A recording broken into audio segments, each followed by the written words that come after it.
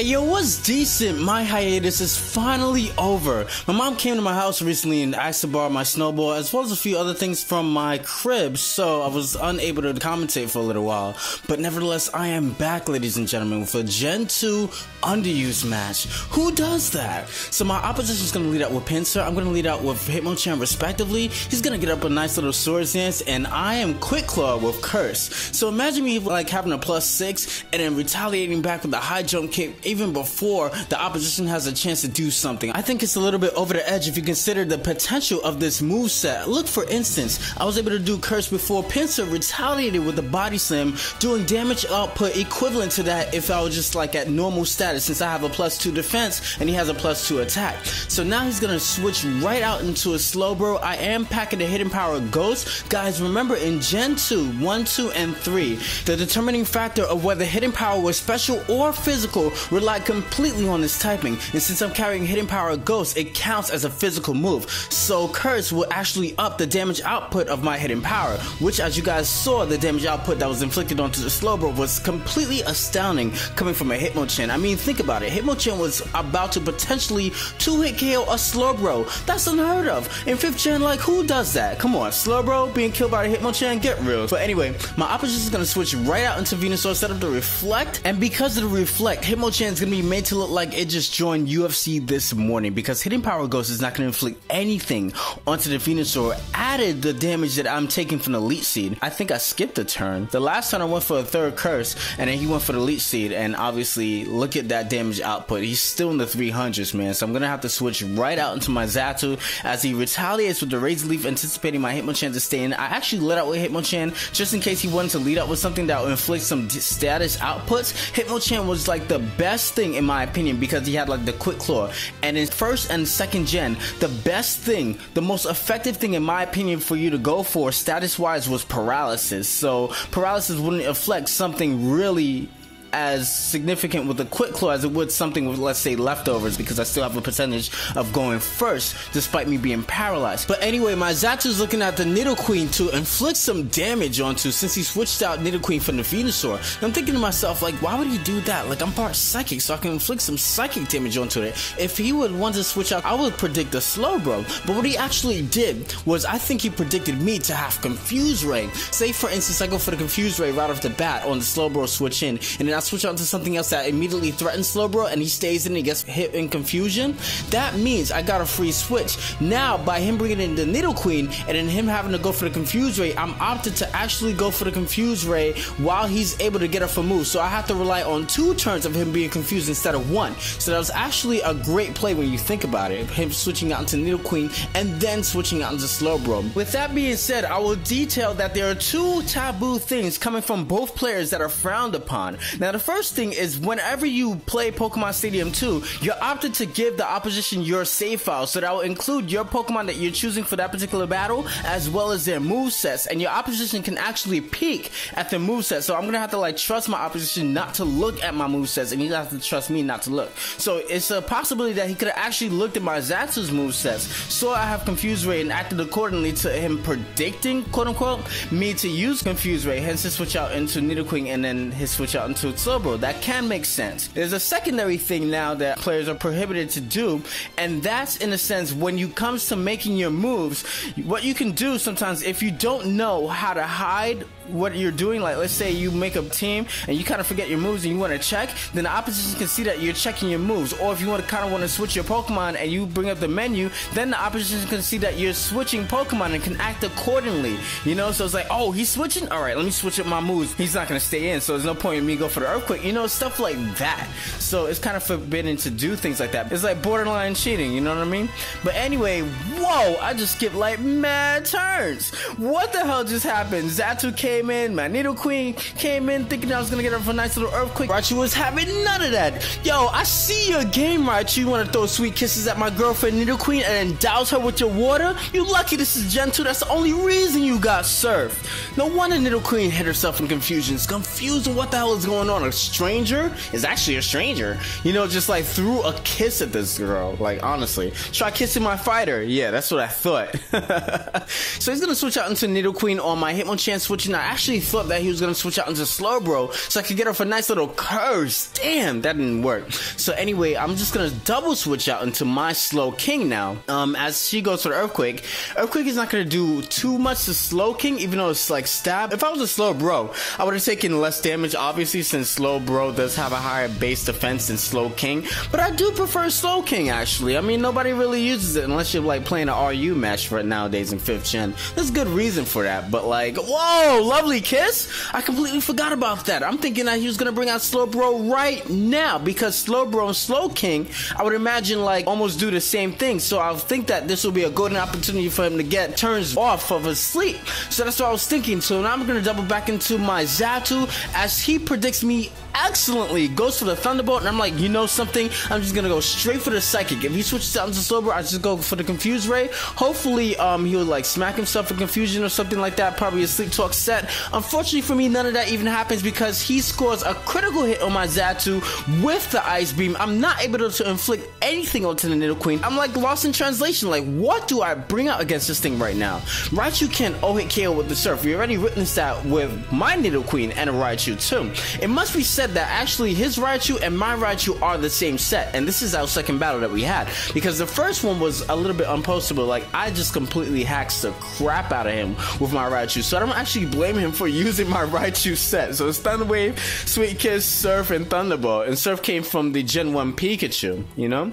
So now I'm just gonna retaliate back with the Earthquake. I guess my best option is to bring in my Nidoqueen, and later on I could probably get off a Moonlight to recover my hit points. I noticed that I recover leftovers first, so I'm gonna take that chance, win the speed tie, fortunately for me, retaliate back with the Earthquake, and finish that Nidoqueen off. Luckily for me, I'm not using a Nidoking instead of a Nidoqueen. Why did I say Nidoking? I'm not using a Nidoking instead of a Nidoqueen, because if it was Nidoking on both parties, on both sides, then Nidoking would have been knocked out on my side. And this is one case scenario in which having a weaker Pokemon was more beneficial than having a stronger Pokemon on both sides, mind you. Because if he had Nidoking also, I think Nidoking's Earthquake would have been more than enough to finish off the Nidoqueen. But since it was both Nidoqueen, I was able to survive and 2-hit KO him with Earthquake.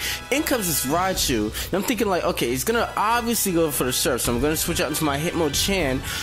Probably go for the Mach Punch considering Raichu's HP count. So I'm thinking that Mach Punch can finish it off at this point. I mean, look at Hitmonchan, man. This guy's the USC champ. I mean, I know I said what I said earlier about him having to join USC the first day, but you know, Hitmonchan, you a fighter, son. Like real talk. Look how well he took that Surf, man. He's about to punch the hell out of that Raichu. Go Mach Punch, baby. Charge up, bam. Yo, are you kidding me? 7 hit points? I knew I should have picked Hitmonlee. Jesus. Oh, damn. Never give a membership to a chump. Damn, man. I don't sponsor losers. Hitmonchan, are you serious? You let this clown live with 7 hit points. Oh my lord, that's crazy. So I'm gonna have to bring in Persian on to finish the job. I do have Body Slam or Shadow Ball. I'm thinking about going for the Shadow Ball just in case he brings in his Slowbro. This is the Psych Up set that like never works. Like honestly, I've never seen this set work in any gen. Like the Psych Up, you know, the Swagger, the Psych Up set, you get the attack and then afterwards you start dishing out damage offensively equivalent to your opposition's attack stat that you just increase thanks to the Swagger. I've never seen it work actually. So now his Raichu bites the dust and I'm thinking like, okay, he might bring in, well, I don't even know what he was gonna bring in, probably his Venusaur. His Venusaur has a Reflect and stuff, you can get the Leech Seed and all that other stuff. So he brings in Pinsir, so I'm like, okay, I know he has Swords Dance, but I do want to switch out, you know, I don't want to stay in anyway, just in case. He does also have Body Slam, so the off chance that he does paralyze me, that will be unfavorable to me, especially coming from a Persian. Persian is super fast. Then he shows me Submission, and I'm like, whoa, I did not know that.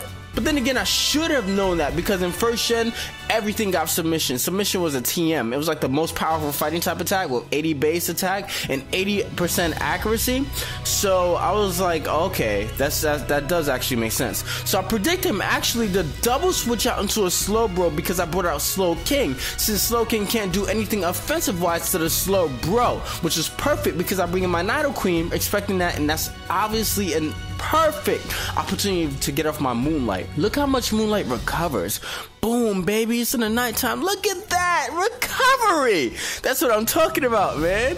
So anyway, I recovered the leftovers. I'm thinking I could get off a nice little thunder. I was debating on whether I should actually go for a thunder first, and then maybe later on when I finish off the Slowbro, come back in with the Nidoqueen and recover hit points then. But I decided to recover hit points now and then go for the thunder. Luckily, it does connect onto the Slowbro because I can't rely on thunder to connect all the time since it's 70% accurate, and I feel as though I won't have another open opportunity to heal my hit points with Nidoqueen. So I think I just did the right choice. Many of you might differ to go for the earthquake, the thunder, and then the secondary thunder to finish off the Slowbro. I bring in my Slowking just to sponge whatever Slowbro has to dish out. He wakes up, goes for the psychic, not doing anything to Slowking obviously, and I'm just gonna respond back with a thunder wave. I don't think I want to allow Slowbro to fall asleep right now, but at the same time I kind of do, because I still have my Persian, which is like psych up, so I could probably take advantage of the fact that he's asleep and then go for like a psych up and go for like a shadow ball, get like a +2 easily.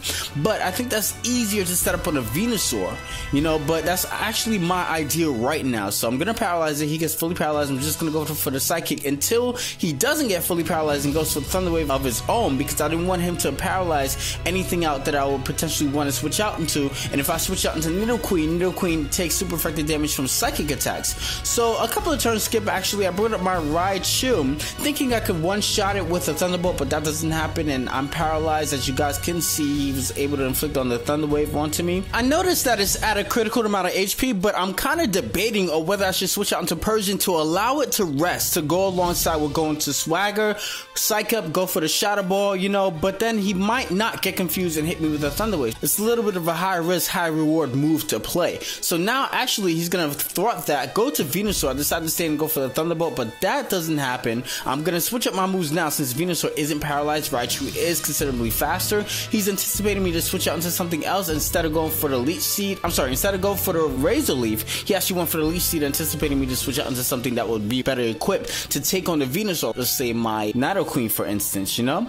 So now he's fully paralyzed and I'm faster than that thing again, so that's pretty cool. I'm just gonna opt to switch out now because Raichu has both Thunderbolt and Surf. Obviously not gonna do anything offensive wise to that Venusaur. I'm gonna switch out into my Nidoqueen, which has Ice Beam and Earthquake for neutral damage. So he's fully paralyzed, which is great. I don't have to deal with like maybe a Stun Spore or a Sleep Powder if he does have it. I don't know what this Cloud has. I know that he has Reflect, which won't be saving him from Ice Beam, you know, and he has Razor Leaf as well as Leech Seed. So he goes for the Slowbro right now. I'm gonna double right back out into Raichu, actually predicting him to go out into Pinsir, probably trying to get up a +1 or something like that, and or I don't even know why I would predict a Magmar, but I was predicting anything but for him to stay in with the Venusaur. And in comes back in Slowbro. So Slowbro is actually recovering, and I think his ideal was to be in a position where he'd be able to go for the rest onto the Slowbro. I don't get fully paralyzed. I'm able to one-shot that thing with the Thunderbolt, and down goes one of the most annoying Pokemon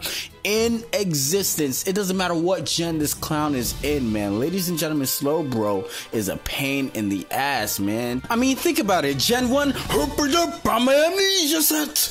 Gen 5, Regenerator. You know, Slowbro is one of the most annoying things. Oh my god. So what the hell is he gonna do against a paralyzed Raichu? I don't know. He could bring in the Magmar, Pinsir, probably the Venusaur again to set up Reflect and stuff like that. He's open to any opportunity, you know. He's like taking his time though, jeez. But alright, so he finally decides to bring in Pinsir. Okay, so I'm opted to think that he's gonna go for like a Swords Dance. I cannot be having this big ass threat, man, on the scene for a long period of time. So look, he already starts that, man, taunting me that he's about to destroy my soul, baby, about to put in my power plant forever. Condescending is going to be in no position to save me, is what Pinsir is trying to tell me right now. So I'm going to go for the Thunder Wave to make him slower than me and probably inflict some damage onto it. So I'm thinking that, okay, if I could get off a few Thunderbolts, as well as maybe come in with the Nidoqueen and get like Ice Beam or something like that onto it, and then afterwards finish it off the Persian,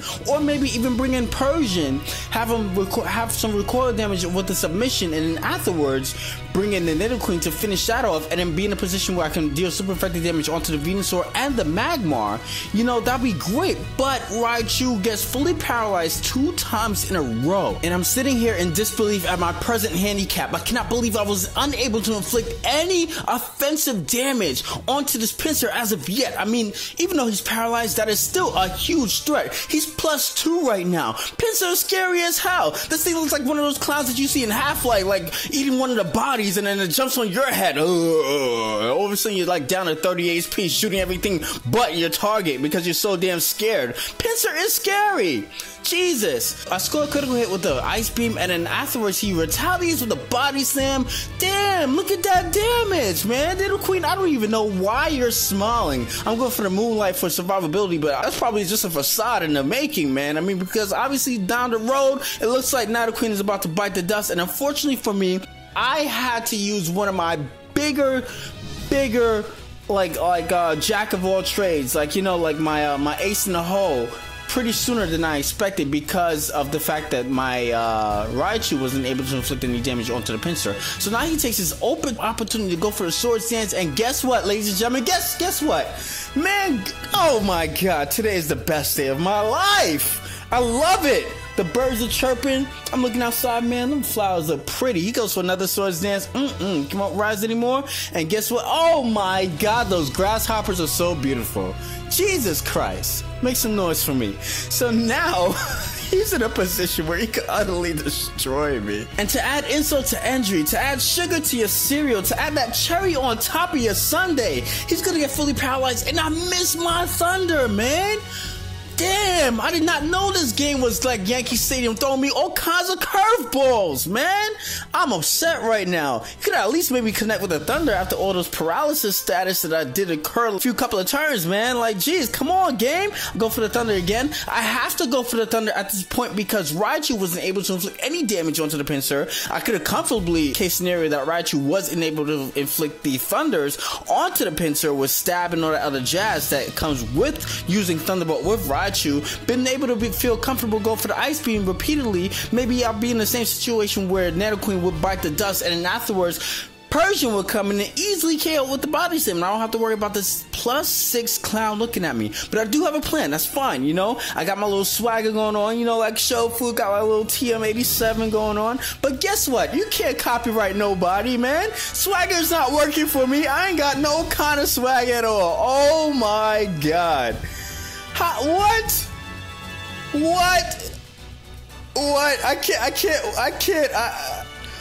I don't even know, ladies and gentlemen. I'm officially lost for words. I don't even know how I'm gonna finish this video. I mean, honestly, what is going on? I miss all that shit that just happened.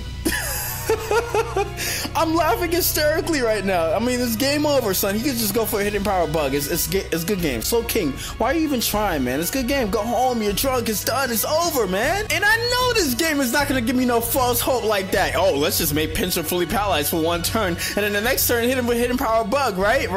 Okay, maybe I'll get fully paralyzed this turn. Why am I being so pessimist? I mean, maybe there's still hope. I did just finish off the Pinsir finally, but it's like freaking how many Pokemon to do it? Damn, man. It just like completely destroyed my whole belt. Everybody in my Pokemon was like completely done. It's over. Man, so now he's got Venusaur still. Venusaur and Magmar, I believe. Now I don't think his Venusaur has anything offensive. Oh no, I'm speaking too soon. He has Razor Leaf. I was about to say he doesn't have any offensive attacks that deal super effective damage onto me, but I'm like, okay, he probably has Razor Leaf. He's gonna go for the Leech Seed, and he misses. What is this? I'm mad for him right now. I mean, I should be mad for myself and all that stuff that just happened to me, but son, come on. This game is crazy, man. Come on, you missing like 90% accuracy moves and all that other stuff, man. I should have been able to hit that swagger on that Pinsir. There's no reason why I shouldn't have been able to hit that. And then he hits a submission, 80% accuracy? Are you kidding me? He hits a Leech Seed and I get fully paralyzed myself this time. He could go for the Razor Leaf, but I'm pretty sure that if I score a Psychic this turn, right here and now, I'll be able to finish off the Venusaur. He gets fully paralyzed to add insult to his injury at this time, and I hit with the Psychic, and that's going to be enough to finish off the Venusaur. Now I'm about to put you guys onto something, right? Now, this is coming from a black person, and it doesn't really even matter what characteristic one black person might portray. One might be more more proper than another one, or one might be a little bit more outgoing. But every black person, whether it's subtle or enormous, has an ability at any time.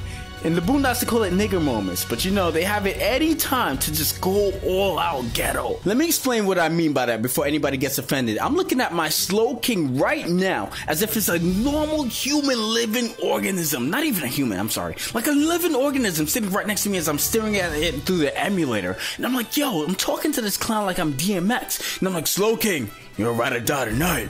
Afterwards, we'll put an end to all those flames on everyone's back. What? You know, I'm looking at this clown. It's making me really laugh, although I'm like upset because I cannot believe this clown needs pep talk right now to get it to stop being so scared and shaking in his boots or paralyzed and stuff. Stop it, Slowking. Damn. That really sucks, man. I should have actually won that. But there goes the battle. What you doing?